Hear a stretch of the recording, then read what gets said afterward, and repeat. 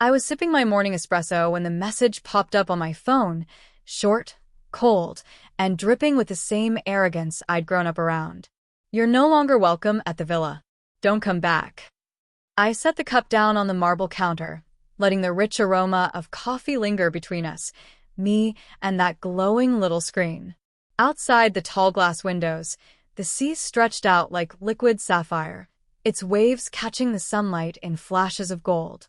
From here, I could almost see the curve of the shoreline where the villa sat, the place where I'd once been made to feel like I didn't belong. A part of me wanted to laugh. Another part felt that familiar sting in my chest, the one you get when the people who should protect you instead build walls to keep you out. My fingers brushed over the smooth silk of my blouse, grounding myself in the present. They had no idea.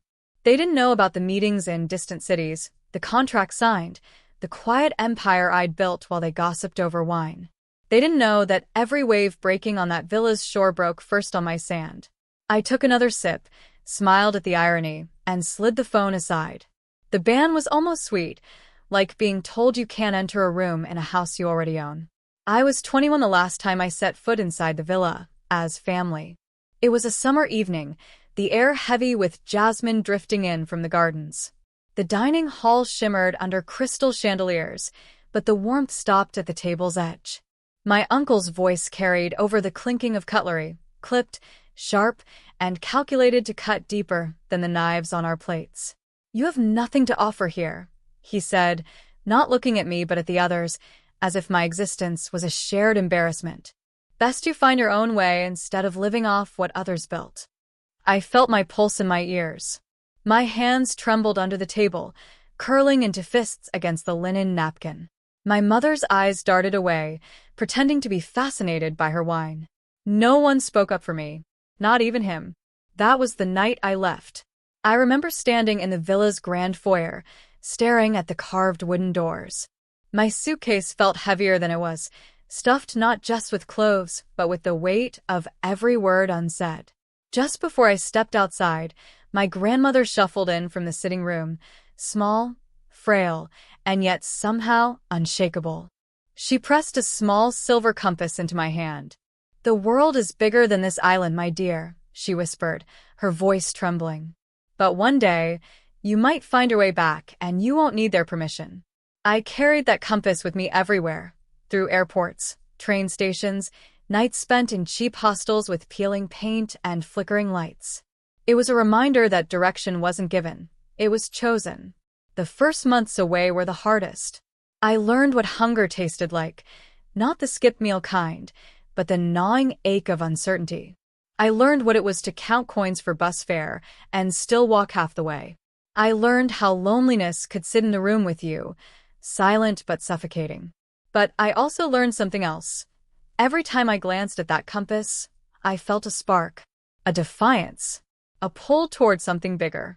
Leaving the villa that night wasn't just an escape. It was the first step in a journey that would eventually make their gates meaningless. I landed in the city with one suitcase, $200, and that silver compass tucked into the inside pocket of my jacket.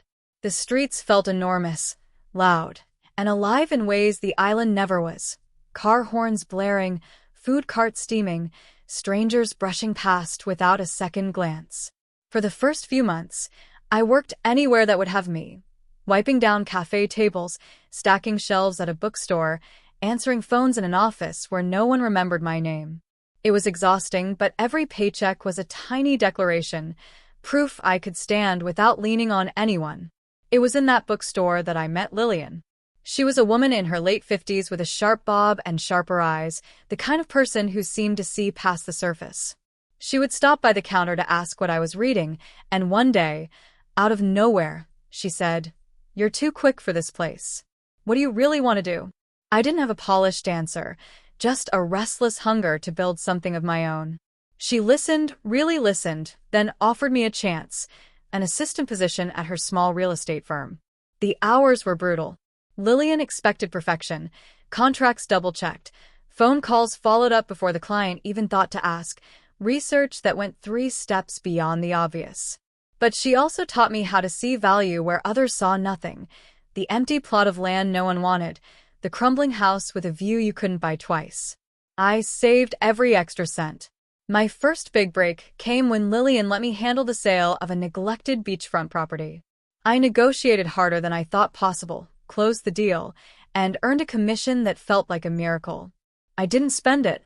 Instead, I bought my first tiny slice of land. Not glamorous, just a rough patch along the coast. A year later, I flipped it for double. Then came another. And another. Each success built on the last, like stacking stones into something taller than myself. The years blurred into a rhythm. Work, save, invest, learn, repeat. I traveled to see opportunities firsthand, sometimes taking red-eye flights just to walk the soil before signing a deal. I made mistakes, costly ones, but never the same one twice. By my late 20s, I was no longer just working for Lillian. I was her partner. Together, we expanded into luxury properties, then private estates. One day, a listing crossed my desk, a piece of the very island I'd once fled. I bought it without hesitation. Then another plot. And another. Quietly, without announcement, I wove my holdings together until the shoreline formed a continuous ribbon under my name. To the outside world, especially to the people back at the villa, I was just doing okay. My social media showed modest trips, simple apartments, nothing flashy. I never mentioned the contracts, the holdings, the offshore accounts. Some secrets are sweeter when they stay hidden, because one day, they'd matter more than anyone could imagine. It happened on a wind-bright afternoon, 3 years after my last land purchase on the island. I was in my office, floor-to-ceiling windows, walls lined with modern art, the faint scent of peonies drifting from a vase on the desk, when the phone rang. It was my cousin, her voice high-pitched with thinly veiled excitement. "There's a situation at the villa," she said, drawing out the words. "Uncle thinks you should come, but don't make it weird." Weird. That was their word for anything they couldn't control. I could have declined. I could have stayed in my quiet power, sipping coffee by the sea. But something in me, curiosity, maybe a flicker of old hurt, made me say, "I'll be there in an hour." The drive wound through the island's lush green hills, the air shifting from the briny tang of open water to the sweet weight of flowering hibiscus. As the villa came into view, its white stone, walls gleaming in the sun, I felt the old memory of walking out those same gates with nothing but a suitcase. Now, I parked my pearl-white SUV in front of the main entrance. The moment I stepped inside, the familiar scent hit me, lemon polish and ocean salt. My uncle stood in the center of the foyer, arms crossed, wearing that same air of authority he'd wielded like a weapon years ago. "We've had an offer for some of the land surrounding the villa," he began. "We don't know who it is, but it's interfering with our expansion plans." I let him talk. I glanced around the room, the ornate rugs, the portraits of ancestors, the high ceilings echoing with a faint draft. My grandmother's compass, tucked in my bag, felt warm against my palm. Finally, I spoke. "That land's not for sale." His eyebrows shot up. "And how would you know that?" I met his gaze, steady, calm. "Because it's mine." The silence that followed was almost physical. You could hear the ocean crashing beyond the open terrace doors. I reached into my bag, pulled out a leather-bound folder, and laid it on the marble table. One by one, I slid the documents toward him. Deeds, contracts, maps marked in my name. He flipped through them, his face draining of color. This is half the island." "Not half," I corrected softly. "All of it." The room tilted in their eyes. My mother's forked little gasp. My cousin's mouth falling open. The man who'd once told me I had nothing to offer standing mute, stripped of that smug certainty. I didn't gloat. I didn't raise my voice. Instead, I let the weight of the truth fill the space between us, the same way they'd once filled it with their judgment.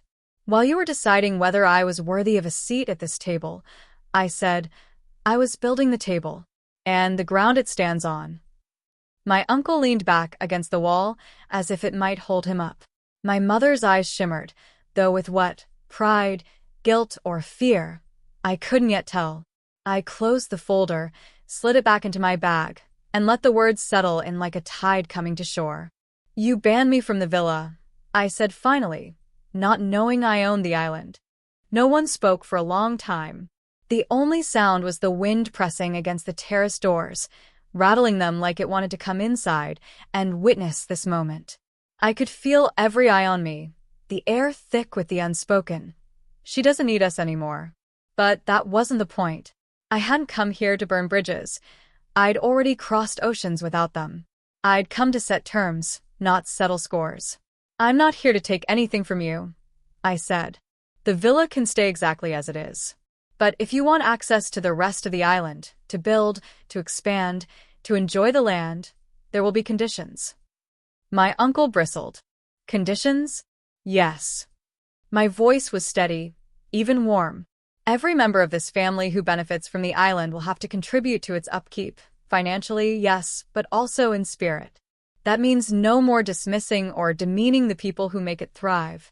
Every worker gets paid fairly. Every project is sustainable.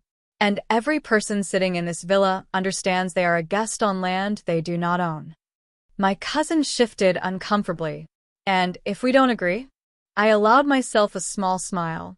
"Then you're free to stay inside these walls, staring at the same view, while the rest of the island grows without you." I turned to my mother.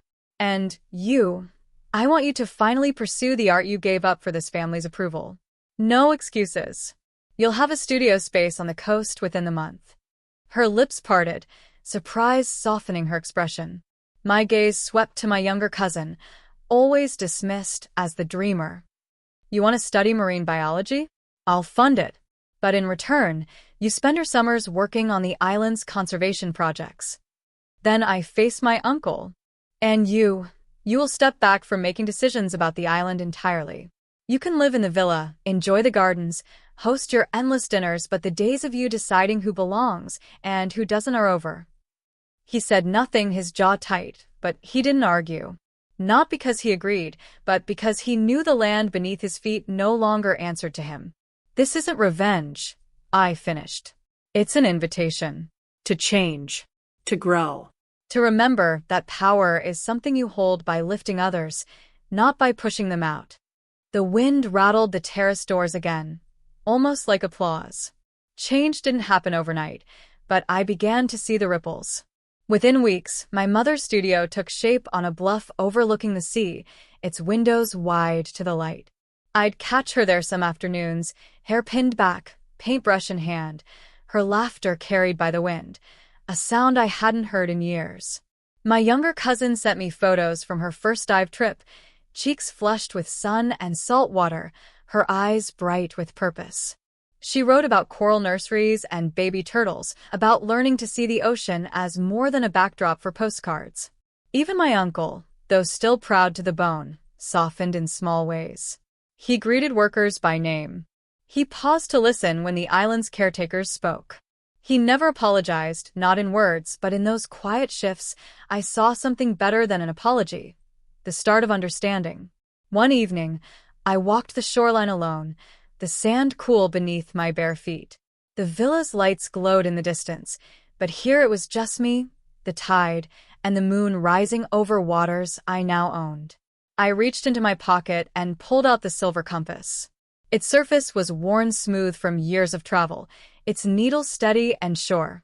I thought of my grandmother's words, "The world is bigger than this island, but one day, you might find your way back, and you won't need their permission." She'd been right. I had left with nothing but a suitcase and a heartbeat full of defiance. I'd return not for their approval, but to write my own rules. Owning the island wasn't the victory. Becoming the woman who could was. I slipped the compass back into my pocket and let the waves wash over my feet. The wind curled around me, soft and warm, as if the island itself knew I was finally home. "They banned me from the villa," I whispered to the night, a smile tugging at my lips. "Not knowing I owned the entire island.